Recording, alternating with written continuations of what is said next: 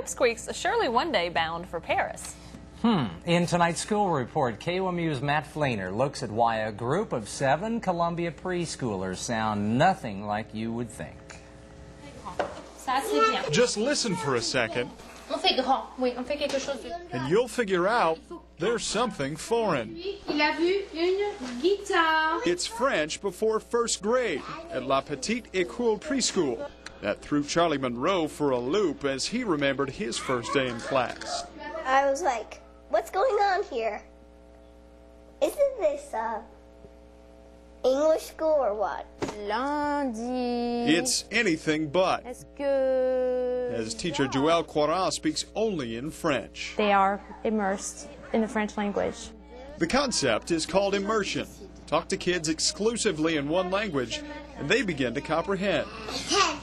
Immersion is the best way to learn a second language. Stevens College education professor Leslie Willey says research shows immersion puts young kids ahead of their older peers. Once you get past the age of 7 or 8, it's much more difficult to learn a foreign language. For preschoolers, Coirin makes it sound easy. They understand it much before they can actually produce it and speak it.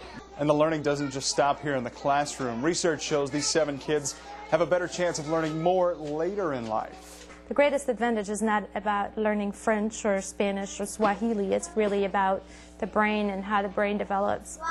Because the kids can put 2 meanings to one word, like feather, for instance, studies say these kids have a better chance than others their age at thinking outside the box.